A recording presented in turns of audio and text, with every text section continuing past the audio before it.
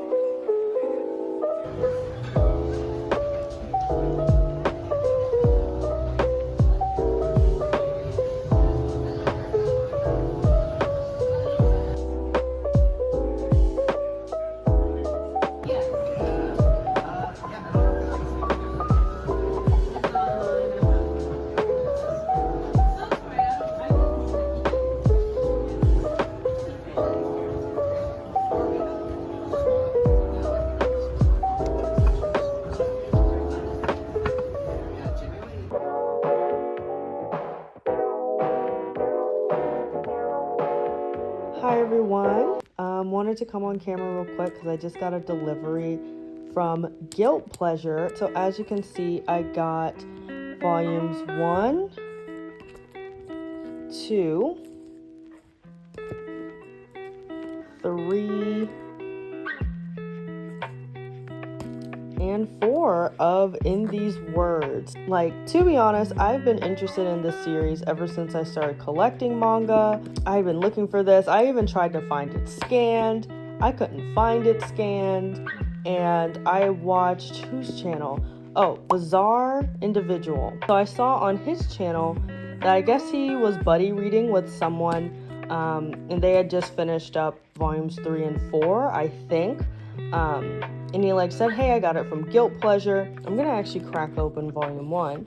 But also, they gave little stickers. Like, look at this.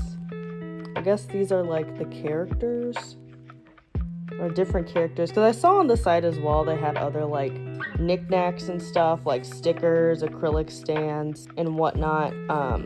I don't know these characters well enough to like get their merch. Here we have volume 1 unwrapped. Very, very good quality on these. Here's the synopses on the back. These are definitely worth like the money. And look at this inside flap. And then on the inside flap here, it gives some info about Guilt Pleasure. Yeah, super excited to read this series. So probably for my next manga haul or some kind of reading vlog, I'll give my thoughts on this series. I will link Guilt Pleasure's site down below. Another PSA like I did for Love Stage Volume 7. Do not pay these scalpers. Pay about $23, $24 per volume. Hi everyone, I'm back at my shelf and I am going to give you all my first update of the reading vlog, show you all what I read, give you all my thoughts. First thing I actually finished reading is volumes 1 and 2 of Slam Dunk.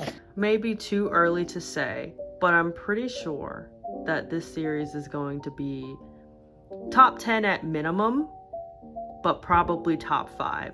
I really enjoyed this. I like flew through these first 2 volumes, so I don't think I gave a synopsis for this series, but this series follows your main character, Sakuragi, and he is a first year in high school, and all throughout middle school he was like constantly rejected by different girls, and when he meets a nice girl in high school, he's like, oh shit, this is gonna be it, she's gonna be the one.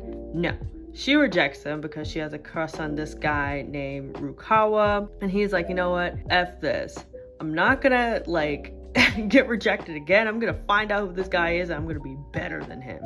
So Rukawa is like a star basketball player and he joins their high school basketball team. So he's like, I've never dribbled before and I'm gonna join the basketball team, and the story goes from there. Oh my gosh, really enjoyed it. Thought it was absolutely hilarious too. There are times like I laughed out loud at this series. I would definitely take advantage of the fact that they are reprinting this because I feel like this is a classic for a reason. So if you never read any basketball manga before, I would highly suggest Slam Dunk, of course in addition to Kuroko's Basketball. but really would suggest Slam Dunk as well. Next thing I read so far for this vlog is Sakamoto Days. Also really enjoyed this one.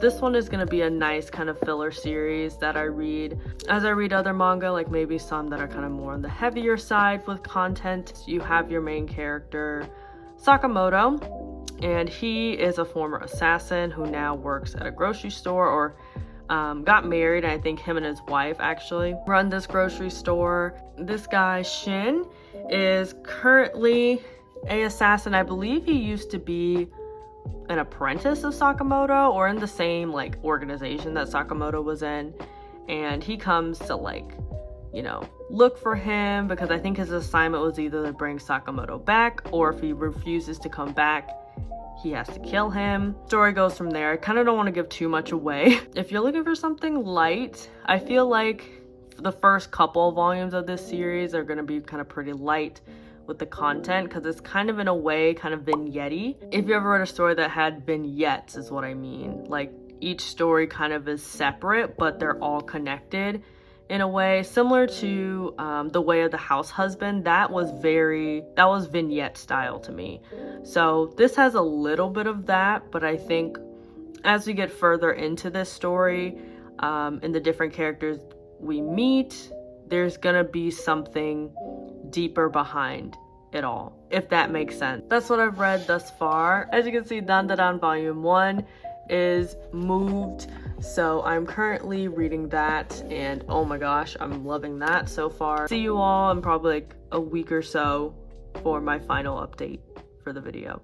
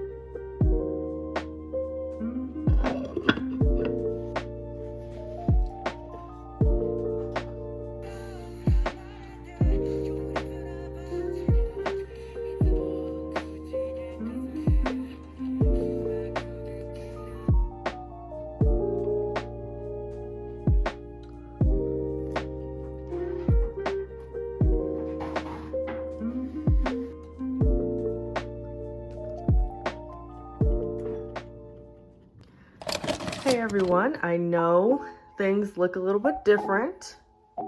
Someone got new shelves, small snippet, small sneak peek, new manga reorganization video coming soon. Stay tuned for that. But essentially I came back to do my final update. But moral of the story, I'm a flop.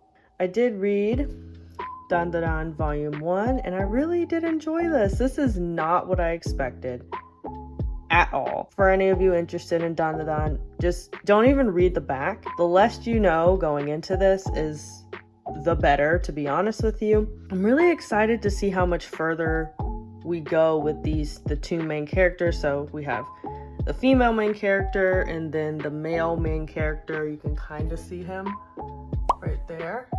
Would highly recommend this one. Did I get to these volume 1s over here? No, because I'm a flop. But I did read volumes 12 and 13 of Demon Slayer.